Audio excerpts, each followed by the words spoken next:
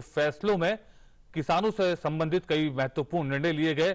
किसानों की ये मांग 50 सालों से थी कि आवश्यक वस्तु अधिनियम में कई वस्तुओं को शामिल करने से उसको बाहर किया गया। वन नेशन वन मार्केट की दिशा में भारत आगे बढ़ेगा। और आज के कैबिनेट के फैसलों की जानकारी देते हुए केंद्रीय सूचना और प्रसारण मंत्री प्रकाश जावड़ेकर ने क्या कहा, ये सुनते हैं। एग्रीकल्चर प्रोड्यूसर मार्केट कमेटी के बंधन से किसान मुक्त हुआ है। किसान कहीं भी उत्पादन बेच सकेगा। ज्यादा दाम देने वाले को बेचने की आजादी मिली है किसान को। ज्यादा कीमतों के गारंटी पर कृषि उपज समझौते से बेचने की किसान को अनुमति मिली है। यानी कोई निर्यातक है, कोई प्रोसेसर है, कोई दूसरे पदार्थों का उत्पादक है, तो उसको कृषि उपज दोनों के आपसी समझौता जो होगा उसके तहत बेचने की सुविधा आज मिली है, जिससे सप्लाई चेन खड़ी होगी। भारत में पहली दफा ऐसा कदम उठाया गया है।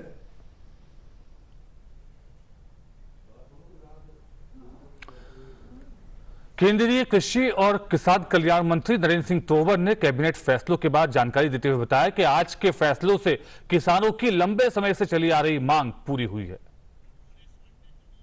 इस ऑर्डिनेंस के माध्यम से सरकार की एक कोशिश है कि किसान पर जो अपने उत्पादन को बेचने के लिए प्रतिबंध लगे थे, उन प्रतिबंधों से पूरी तरह मुक्त किया जा रहा है। मंडियां रहेंगी, राज्य का एपीएमसी एक्ट रहेगा, लेकिन एपीएमसी की परिधि के बाहर जो सारा क्षेत्र है, चाहे वो किसान का घर ही क्यों ना हो, उस घर में जाकर भी कोई कंपनी, संस्था, processing industry, FPO, cooperative sector के समूह, कोई भी जाकर उसको उत्पादन का उचित मूल्य देकर वहां से माल खरीदेगा। मंडी की परिधि के बाहर पूरा ट्रेड एरिया होगा जहां पर ट्रेड हो सकती है, और इस खरीद और बिक्री पर किसी भी प्रकार का कोई टैक्स किसी सरकार का नहीं होगा। कानूनी बंधन किसी भी प्रकार का नहीं होगा। और इस विषय पर और ज्यादा जानकारी के साथ जुड़ रहे हैं हमारे संवाददाता शैलेंद्र मिश्रा। शैलेंद्र, किसानों की लंबे समय से मांग थी जिसको आज केंद्रीय कैबिनेट ने पूरा किया। किस तरह से देखते हैं आप इस पूरे महत्वपूर्ण पैकेज को, या कहें सरकार की घोषणा को? जी देखिए नदीम, दरअसल ये तमाम कृषि एक्सपर्ट इस बात को कह रहे थे कि जब तक जो एसेंशियल कमोडिटी एक्ट है उसको किसानों के हिसाब से बदला नहीं जाएगा, उस पर तमाम जो कृषि उत्पाद है उनको बाहर नहीं किया जाएगा, तब तक खासतौर पर जो कोल्ड स्टोरेज है उसमें प्राइवेट इन्वेस्टमेंट नहीं आएगा और किसानों को कई चुनौतियों का सामना खासतौर पर कीमतों को लेकर। तो निश्चित तौर पर यह एक बहुत बड़ा फैसला हुआ जिसके दूरगामी प्राइवेट सेक्टर का जो इन्वेस्टमेंट है कोल्ड स्टोरेज में, इंफ्रास्ट्रक्चर में, वो अगले आने वाले वर्षों में इस फैसले से देखने को मिल सकता है। और किसानों के ऊपर जो एक बंधन था कि उनके कृषि उत्पाद को रखने की एक जो सीमा थी कि एक सीमा से ज्यादा नहीं रख सकते, उस बंधन से मुक्ति मिली है। दूसरा जो है फैसला हुआ है कि एक अध्यादेश लेकर केंद्र सरकार आई है जिसमें एक विशेष कानून के तहत मंडियों से बाहर किसानों को अपने उपज बेचने की छूट होगी। यानी किसान अपने खेत में, किसान अपने घर पर कहीं भी किसी भी व्यापारी से अपनी उपज बेच सकता है। हम जानते हैं कि नाम का जो एक फैसला हुआ था जिसमें देश भर में 500 मंडियों को जोड़ने की कवायद हुई थी, उससे भी आगे जाकर अब मंडियों से बाहर कहीं भी किसान अपने उत्पाद को बेच सकता है। इसका नतीजा क्या होगा कुछ दिनों में कि किसान की जो बार्गेनिंग पावर है, जो मोल भाव की क्षमता है अपने उपज की कीमत को तय करने को लेकर, वो बढ़ेगी और जहां भी उसे सबसे ज्यादा कीमत मिलेगी किसान उस अपनी उपज को उस व्यापारी को या उस कंपनी को या उस खरीदार को बेच सकता है। तो ये बहुत अहम है। तीसरी अहम बात यह है कि एक समझौता करने की तरफ एक उसके दिशा निर्देश कृषि मंत्रालय जारी करेगा, जिसमें अगर कोई कंपनी किसानों से चाहती है कि वो टमाटर या किसी किस्म का आलू या कोई और कृषि उपज उपजाएं, और उनके बीच एक समझौता होगा जिसमें पहले से समझौता होगा किस कीमत पर किसानों की उपज को खरीदा जाएगा, तो उसको भी अब सहूलियत मिलेगी। तो आप इस तरह से कह सकते हैं कि आज बहुत ऐतिहासिक फैसले हुए हैं, खासतौर पर एपीएमसी एक्ट में जो किसानों के हितों में जो अगर आप एपीएमसी एक्ट से इतर अगर आप देखें राज्यों में मंडियां रहेंगी, एपीएमसी एक्ट में बदलाव नहीं किया गया, लेकिन अध्यादेश के जरिए किसानों को छूट दी गई है कि कहीं भी अपनी उपज को बेचे। तो एक बहुत बड़ा फैसला है, और दूसरी तरफ आवश्यक वस्तु अधिनियम में किसानों के हितों में बदलाव, तो निश्चित तौर पर इसके बहुत दूरगामी नतीजे आने वाले महीनों और वर्षों में देखने को मिलेंगे। बिल्कुल शैलेंद्र, जिस तरह से 2014 में नई सरकार का गठन हुआ, लगातार सरकार की प्राथमिकता किसान हित रहा है। कई योजनाओं की घोषणा की गई है, कुछ पैकेज, कई हजार करोड़ के पैकेज किसानों के हित में जारी किए गए हैं, और आज जबकि इतने महत्वपूर्ण फैसले किए गए, सरकार की तरफ से कहा जा रहा है कि आज का दिन ऐतिहासिक है। पिछले काफी समय से किसानों की मांग रही है, और आने वाले समय में किसानों की खुशहाली और ग्रामीण अर्थव्यवस्था की मजबूती सरकार के केंद्र में रहेंगे। शैलेंद्र,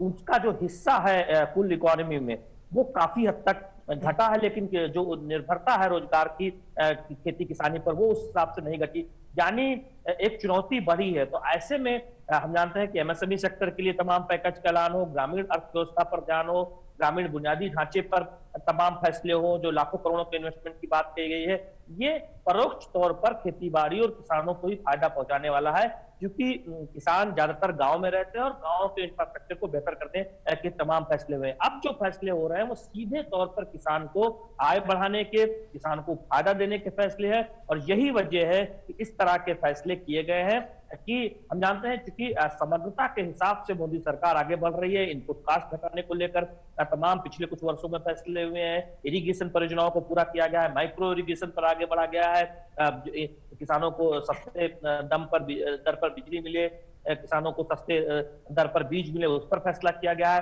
एमएसपी को स्वामीनाथन कमीशन के सिफारिशों के हिसाब से उसकी एमएसपी की कीमत तय करने की ओर आगे बढ़ा गया है, और अब ये बहुत बड़ा फैसला है जिससे दूरगामी नतीजे किसानों की फायदे की ओर देखने को मिलेंगे। हम जानते हैं कि सामाजिक सुरक्षा को लेकर किसानों की भी पहल हुई है। किसान मानधन योजना, किसान सम्मान योजना के तहत उन्हें सीधे तौर पर एक राशि दी गई है, और केसीसी सभी किसानों को मिले उसकी ओर तेजी से आगे बढ़ा जा रहा है, जिससे आसानी से कम की ब्याज दर पर, सब्सिडी वाला ब्याज दर पर किसान कर्ज ले सके और अपनी खेतीबाड़ी को आगे बढ़ा सके। तो दरअसल फोकस 3 बातों पर है कि ग्रामीण बुनियादी ढांचा बेहतर हो, किसानों की इनपुट लागत कम हो, उनकी उपज की कीमत ज्यादा मिले, और उन्हें सामाजिक सुरक्षा मिले। तो इस पूरे एक समग्र दृष्टिकोण के साथ मोदी सरकार फैसला लेती रही है, और आज के जो फैसले हैं इसके बहुत दूरगामी नतीजे आने वाले हैं। निश्चित तौर पर इस बात की उम्मीद की जा सकती है। जी शैलेंद्र, इस पूरी जानकारी के लिए आपका शुक्रिया। तो आपने बताया किस तरह से किसानों के हित में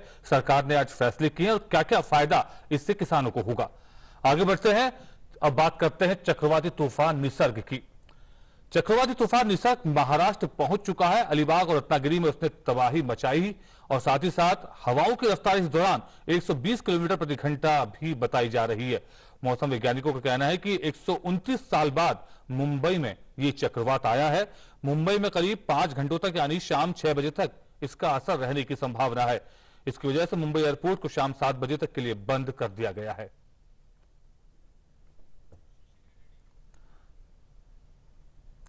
और इस विषय पर, इस खबर पर और ज्यादा जानकारी के साथ जुड़ रहे हैं हमारे संवाददाता शिशिर सेलार मुंबई से। शिशिर, मुंबई ने लगभग 100 साल के बाद इस तरह का चक्रवाती तूफान देखा। हालांकि किसी बड़े नुकसान की खबर नहीं है, लेकिन जिस तरह से तेज हवाओं को लोगों ने देखा, आपसे ताजा जानकारी लेंगे।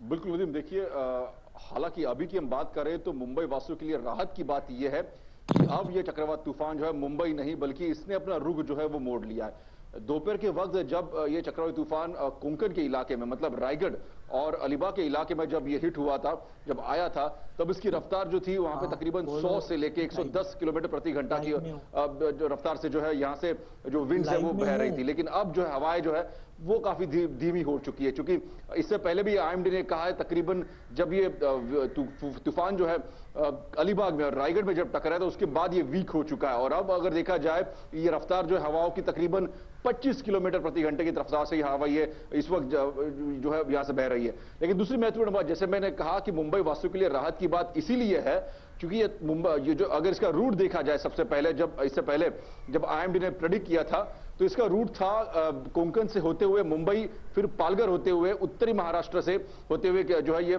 तूफान आगे बढ़ने वाला था, जो कि साउथ गुजरात की तरफ जाने वाला था। लेकिन अब चूंकि ये इसके टकराव के बाद, हालांकि जो किनारे पे इसका टकराव हुआ कोंकण में, उसके बाद इसकी दिशा जो है वो बदल चुकी है। अब ये तूफान जो है ये नॉर्थ ईस्ट की तरफ बढ़ रहा है, महाराष्ट्र के नॉर्थ ईस्ट इलाके की तरफ ये तूफान इस वक्त बढ़ रहा है। और इसकी हालांकि देखिए हवाएं भी अगर देखे जाए तो जैसे मैंने पहले कहा कि 25 किलोमीटर प्रति घंटे की रफ्तार से हवा बह रही है। हालांकि अब जो है ये तूफान पुणे और नासिक होते हुए आगे बढ़ेगा। तो ऐसे में जैसे हम कह रहे थे कि मुंबई को है, अगर देखा जाए इतने सालों में पहली बार जो है मुंबई ये तूफान जो एक्सपीरियंस करने वाली थी, अनुभव करने वाली थी, लेकिन उससे पहले ही तूफान ने अपना रुख जो है मोड़ लिया। लेकिन इसका मतलब ये नहीं कि इसका असर मुंबई पर नहीं गिरा, इसका असर मुंबई पर जरूर गिरा है, क्योंकि जब ये तूफान जब कोंकण बेल्ट पे था तब देखा हमने मुंबई में, हालांकि उस वक्त भी जो है काफी तेज हवाएं मुंबई से बह रही थी, उसमें भारी बारिश भी हो रही थी। हालांकि बारिश अब पूरी तरीके से थम चुकी है मुंबई में। और अब बात करें हवाओं की तो हवाएं भी जो है अपने नॉर्मल जो है हवा जो बहती है वैसी है। लेकिन जैसे मैंने बात कहा कि अंदरूनी इलाका है जो महाराष्ट्र का, फिर चाहे वो पुणे का इलाका हो, नासिक का इलाका हो, यहां पर थोड़ी हवाएं जो है ज्यादा बह रही है। और वहां पर जो है सरकार ने कहा कि लोगों को सतर्क रहने की जरूरत है, और इसीलिए इससे पहले वार्निंग भी लोगों को दी गई थी, चाहे फिर नासिक का इलाका हो या फिर पुणे के इलाका हो, चूंकि नॉर्थ इलाका हो महाराष्ट्र का, वहां पर इस वक्त ये तूफान का जो डायरेक्शन इस वक्त दिखाई दे रहा है। लेकिन ये तूफान कितना वीक होगा, हालांकि इसके ऊपर नजर आईएमडी बनाए रखे और उसकी पल पल की खबर आईएमडी के जरिए मिल रही है। और जैसे आपने कहा कि 125 तकरीबन 100 सालों में एक ऐसा ये तूफान कहीं ना कहीं मुंबई वासी जो अनुभव कर रहे थे। हालांकि इससे पहले भी अगर देखा जाए तूफान महाराष्ट्र में आए थे, मुंबई के जो अरेबियन सी उसमें आए थे, तब उनका झुकाव जो अमन की तरफ था, ओमान की तरफ था, गल्फ की तरफ था, वहां पर ये जो है ज्यादा से ज्यादा जो तूफान हम जाते हुए देखे, मुंबई की तरफ इनका रुख कम था। हालांकि इसका रुख अगर देखा जाए निसर्ग का मुंबई को जरूर था, लेकिन जैसे ही मुंबई किनारों पर उसने दस्तक दी, हालांकि उसके बाद कहीं ना कहीं ये वीक भी हुआ और अपनी दिशा भी तूफान ने बदल ली है। जी नदीम। बिल्कुल शिशिर, तो कुल मिलाकर मुंबई के लिए एक राहत की खबर रही कि निसर्ग चक्रवाती तूफान, जिसकी पहले आशंका व्यक्त की जा रही थी कि लगभग 100 किलोमीटर प्रति घंटे की रफ्तार से ज्यादा की तेज हवाएं चलेंगी, लेकिन जैसा कि आपने बताया कि आगे बढ़ते बढ़ते इस तूफान ने अपनी रफ्तार थोड़ी धीमी की और साथ ही साथ अपना रुख भी मोड़ लिया। तो अब कह सकते हैं शिशिर कि मुंबई वासी फिलहाल इस तूफान से पूरी तरह महफूज हैं और अब ऐसी कोई आशंका नहीं है।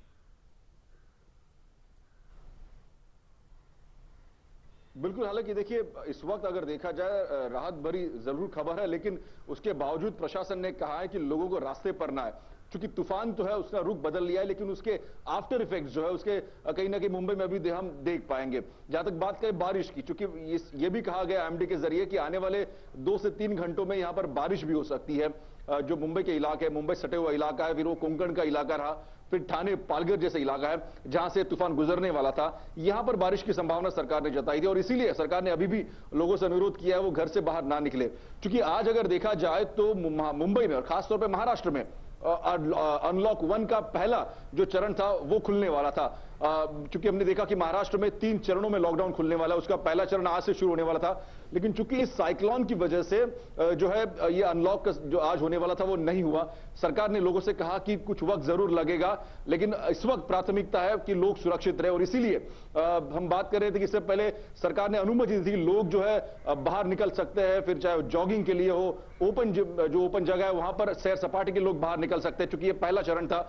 दूसरे चरण में जो है 5 तारीख से शुरू होने वाला है, उसमें दुकानें खोलने का जो है प्रावधान सरकार ने किया है, क्योंकि जो अलग अलग दुकानें हैं शॉपिंग मॉल व्यतिरिक्त जो अलग दुकान है वो खोल सकते हैं। और तीसरे इसमें जो है जो प्राइवेट ऑफिसेस है, गवर्नमेंट ऑफिसेस है, वो खोलने की सरकार ने अनुमति दी थी, लेकिन उसके लिए भी 10% जो है वर्कफोर्स लिमिटेड था। तो ऐसे चरणबद्ध तरीके से सरकार जो है अनलॉक करने वाली थी इस लॉकडाउन को। आज पहला दिन था, लेकिन चूंकि चक्रवाती तूफान का संकट मंडरा रहा था महाराष्ट्र पर, खासतौर पर इस कोस्ट लाइन बेल्ट पे, इसीलिए कहीं ना कहीं लोगों को अंदर रहने की अनुमति दी है। अब अगर स्थिति देखी जाए महाराष्ट्र में इस वक्त अगर देखी जाए, खासतौर पर जहां ये तूफान हिट हुआ था, सबसे पहले लैंडफॉल हुआ था, तो जो रायगढ़ का इलाका है, अलीबाग का इलाका है, वहां पर इस वक्त एनडीआरएफ की टीमें मौजूद है और रेस्क्यू और रिहेबिलिटेशन वर्क चल रहा है। क्योंकि हमने देखा कि तूफान के वक्त बड़े बड़े जो पेड़ थे वो जड़ से उखड़ चुके थे। हमने देखा किस प्रकार से घरों के छत पर जो थे, छत जो है जो तूफान के जद में आई थी। तो ऐसे में कई सारे नुकसान हुए हैं। कई जगह हमने देखा रोड ब्लॉक भी किया गया है, क्योंकि जो पेड़ है रास्ते पर आए थे। तो ऐसे में अब एनडीआरएफ की टीम जो है, साथ साथ जो राज्य की टीमें हैं डिजास्टर की, वो मिलकर जो है इस वक्त रेस्क्यू ऑपरेशन कर रही है, जो कि अलीबाग का इलाका है या फिर हम कहें कि जो रायगढ़ का इलाका है, जहां पर ज्यादा तूफान ने जो है तबाही मचाई है। लेकिन जो दूसरे इलाके हैं, जैसे हम बात करें पालघर की या फिर थाने की, यहां पर भी एनडीआरएफ की टीमें मौजूद थी, पहले तैनात थी, और वो भी जायजा ले रही है किस प्रकार से यहां पर कोई नुकसान तो नहीं हुआ है, उसका भी जायजा इस वक्त सरकार ले रही है। जो लोग फंसे थे उनको भी जो है एनडीआरएफ की टीमें निकाल रही है। हमें ये ऐसी भी खबर मिली थी कि कोंकण बेल्ट में कुछ जो एक दो बोट्स थी वो फंसी थी, एनडीआरएफ की मदद से उनको भी रेस्क्यू कर लिया गया। तो इस वक्त अगर देखा जाए इन सभी इलाकों में एनडीआरएफ की टीमें और राज्य की टीमें जो है इस वक्त रेस्क्यू और रिहेबिलिटेशन वर्क में जुटी हुई है। जी बिल्कुल शिशिर, इस पूरी महत्वपूर्ण जानकारी के लिए आपका शुक्रिया। और अब रुख करते हैं अपने संवाददाता तपस का, तपस भट्टाचार्य। तपस, लगातार मौसम विभाग की तरफ से चेतावनी दी गई, राज्यों को पूरी तैयारी, राज्य सरकार, केंद्र सरकार और स्थानीय निकायों ने मिलकर की, लोगों से सावधानी बरतने की अपील की गई। और अब जबकि तूफान कुछ हद तक कमजोर पड़ा है, अब आगे इसकी दिशा क्या होगी? नदीम, आपने सही कहा कि सबसे पहले तो दो तीन चीजें को हम लोग एक बार देख लेते हैं। जो सबसे पहले था कि सुबह ये जो तूफान है इसको सीवियर साइक्लोनिक स्टॉर्म में इसको तब्दील कर दिया गया था। इसकी जो तीव्रता है उसको सीवियर कैटेगरी में रखा गया था। अब इस वक्त इसको सिर्फ साइक्लोनिक स्टॉर्म में इसकी जो तीव्रता है इसको रखा गया है। इसकी जो स्पीड है वो भी करीब करीब कम हो चुकी है, करीब 55-65 तक आ चुकी है, 55 से 65, और गस्टिंग मतलब ज्यादा से ज्यादा 75 तक जा सकती है। और जो सबसे बड़ी बात है कि ये इंटीरियर ऑफ महाराष्ट्र निकल चुका है। पहले बात होती थी कि शायद ये कोस्टल तट से लग के शायद इसका एक पार्ट जो है गुजरात के आसपास भी इसको इम्पैक्ट करेगा, लेकिन अब वो नहीं है, अब वो निकल चुका है अंदर की तरफ। और इस वजह से इसकी जो तीव्रता है उसमें बहुत कम हुई है। इनफैक्ट आईएमडी के अनुसार अगले 3 घंटे के अंदर ये जो सीवियर कैटेगरी है वो डीप डिप्रेशन में बदल जाएगा, यानी कि जो विंड स्पीड है वो और कम हो जाएगी। और उसके बाद ये इस वक्त जा रहा है पुणे के और उसके आसपास के इलाकों में है। तो इस अगले 3-4 घंटे के बाद ये मूव कर जाएगा और कल सुबह तक ये डीप डिप्रेशन से भी हटके सिर्फ डिप्रेशन में रह जाएगा। और मध्य प्रदेश के जो कुछ इलाके, जो बॉर्डर इलाके हैं मध्य प्रदेश के, उनमें इसका एक इम्पैक्ट बारिश की वजह से देखने को मिल सकता है। लेकिन एज ऑफ नाउ मैं बताने की कोशिश कर रहा हूं कि जो एक तरह से था कि इसकी जो तीव्रता है वो बहुत ज्यादा थी, लेकिन अब इस वक्त 5:30 बजे के बाद इसको सीवियर से हटा के साइक्लोन स्टॉर्म में बदल दिया गया है। और अगले 3 घंटे के अंदर मतलब 8:30-9 बजे के बाद इसको डीप डिप्रेशन में बदल दिया जाएगा। तो इस वजह से हमें ये पता है कि इसकी जो तीव्रता है वो लगातार कम होती रही है, क्योंकि अगर कोई भी साइक्लोन लैंड पे रहता है तो उसकी जो पावर है, उसकी जो क्षमता है वो दर बदर कम होती रहती है। और ये एक इसका जीता जागता नमूना है। आपने पहले बात कर रहे थे कि 100 साल में पहली बार हुआ है, इससे पहले भी मतलब बहुत मुश्किल, क्योंकि ऐसा होता नहीं था कि मुंबई में इतने सालों में हुआ है ये साइक्लोन। और ये शायद मतलब जो साइंटिस्ट हैं, आईएमडी के साइंटिस्ट, वो उनको देखना पड़ेगा कि क्या ये एल नीनो इफेक्ट है, ये क्या जो बात हो रही है कि वेदर डिस्टर्बेंस जो की बात हो रही है कि कैसे जो चेंजेस हो रहे हैं वेदर्स में, वो उसकी बात उसके लिए हो रहा है, या सी टेम्परेचर में जो बदलाव हो रहा है। अरेबियन सी में होता है साइक्लोन, लेकिन इतना ज्यादा नहीं होता। ज्यादा जो होता है वो इंडियन ओशन की तरफ होता है, क्योंकि उसका जो सी टेम्परेचर वो थोड़ा ज्यादा होता है। तो क्या जो सरफेस टेम्परेचर है बे ऑफ बंगाल, सॉरी माफ कीजिएगा, अरेबियन सी का, वो क्या बढ़ रहा है, क्या दूसरे इम्पैक्ट, दूसरे और भी ऐसे चीजें हैं जो इम्पैक्ट कर रहे हैं इन साइक्लोन्स के लिए, वो एक अहम चीज है। इसके बाद साइंटिस्ट लोग को बैठ के इस पे बाकायदा इस पे जांच करनी जरूरी है। बिल्कुल तपस, आपने कई महत्वपूर्ण बातें बताई, किस तरह से ये चक्रवाती तूफान उठा, अब इसकी दिशा क्या होगी, आगे जाकर इसकी तीव्रता क्या होगी, आगे जाकर इसकी तीव्रता क्या होगी। तो कुल मिलाकर ये महत्वपूर्ण जानकारी है। और जिस तरह से लगातार तपस आपसे जानना चाहेंगे, क्योंकि आप मौसम विभाग को अच्छे से देखते हैं, आप उसको कवर करते हैं, तो आपसे जानना चाहेंगे कि जिस तरह से लगातार बार बार ये चक्रवाती तूफान उठ रहे हैं, इसको लेकर मौसम विभाग का क्या कहना है, और कई कई तूफानों ने कई नुकसान भी बहुत ज्यादा पहुंचाया है, तो उसको रोकने के लिए या इससे से कम नुकसान पहुंचे उसके लिए भी क्या उपाय करने की जरूरत है?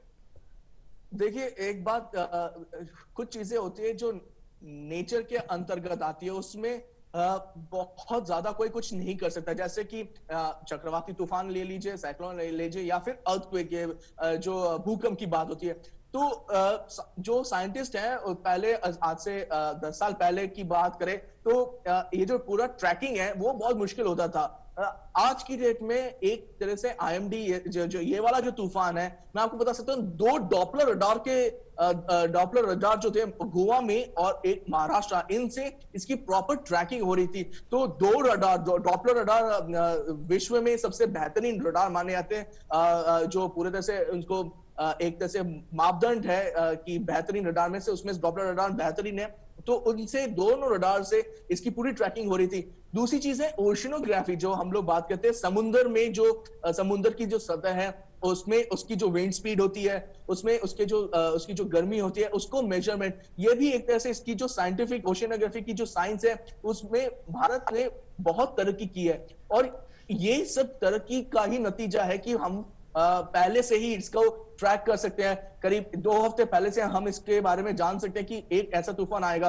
और prevention is better than cure जो कहते हैं, वो सही इसी मायने में हुआ कि हम लोगों ने पहले से ही स्टेट और सेंट्रल गवर्नमेंट एक साथ आई, दिखाया कि इससे पहले भी जो अम्फन आए थे, उस साइक्लोन आया था, सुपर साइक्लोन, उसमें भी ये बात नजर आई कि किस तरीके से जो पहले से अगर आपको पता होता है कि ये होने वाला है, तो आप उससे बचाव का रास्ता ढूंढ पाते हैं। और ये सबसे अहम बात है आज की डेट में।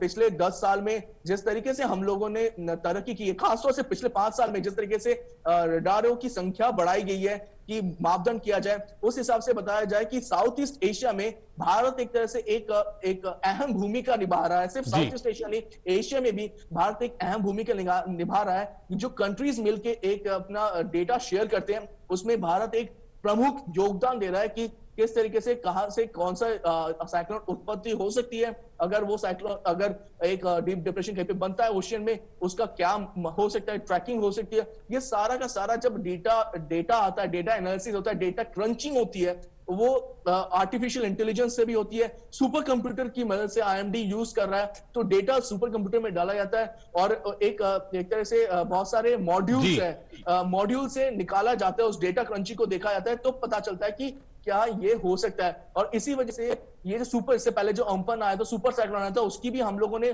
भविष्यवाणी सही की थी, और इसकी भी भविष्यवाणी सही करने में हम एक तरह से हम लोग को फायदा मिला। और इस वजह से अभी तक जो खबर आ रही है, सिर्फ एक आदमी की मृत्यु हुई है अलीबाग के इलाके में, वो पोल गिरने से, वो इसी वजह से। अदरवाइज शायद ये जो फेटेलिटी थी शायद बहुत ज्यादा होती ऐसे रिहायशी जगहों में, जहां पे मुंबई जैसे इलाके में जहां पे बहुत ज्यादा पॉपुलेशन है और बहुत सारे लोग एक जगह पे रहते हैं। तो शायद इस वजह से हम लोगों ने ये जो फेटेलिटी है, ये जो मृत्यु की दर है, उसको कम करने में बहुत ज्यादा कामयाब हुए। बिल्कुल। तो बस कुल मिलाकर सटीक जानकारी के बाद जो तैयारियां थी उनको समय रहते पूरा कर लिया गया, जिससे बड़े नुकसान से बचा गया। फिलहाल इस पूरी जानकारी के लिए तपस आपका शुक्रिया। और एक बार फिर रुक करते हैं अपने संवाददाता शिशिर का, जो है मुंबई में मौजूद। शिशिर, महाराष्ट्र में कोरोना या कोविड-19 की अगर बात करें, लगातार चुनौतियां पेश आ रही हैं, और अब जबकि अब ये चक्रवाती तूफान वहां से गुजर गया, तो ऐसे में, और साथ ही साथ जैसा कि आपने बताया कि आज से अनलॉक 1 की शुरुआत भी महाराष्ट्र में होनी थी, तो ऐसे समय में चक्रवाती तूफान और लगातार कोरोना केसेस का बढ़ना कितनी चुनौती पेश आ रही है महाराष्ट्र और खासकर मुंबई के लिए?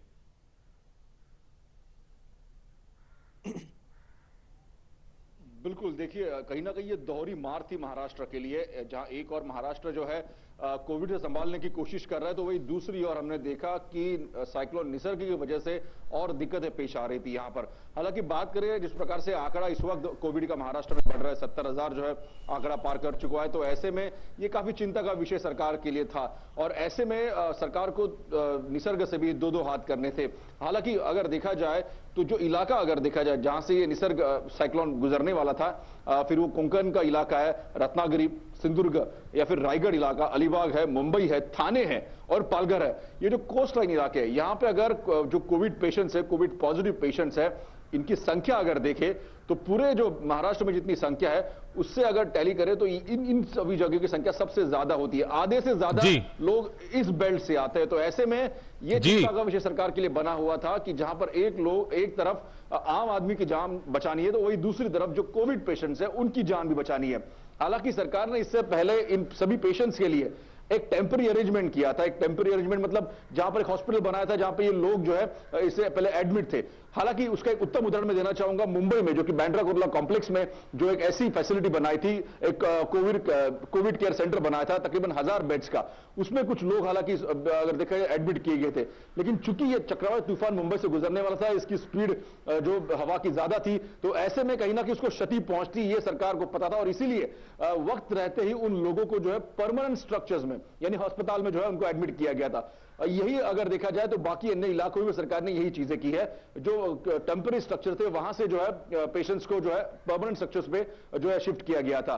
तो ये करते वक्त सरकार ने इस बात का भी ध्यान रखा कि सोशल डिस्टेंसिंग का भी पालन किया जाए। जो लोगों को बचाना है कोविड से वो भी एक कहीं ना कहीं चुनौती थी और साथ ही साथ जो लोग इस साइक्लोन के इस पूरे तूफान की चपेट में आ रहे थे उनके भी जान माल का नुकसान जो था उनको भी बचाना था। तो ऐसे में सरकार ने जो है डिस्ट्रिक्ट लेवल पर प्लान बनाए थे।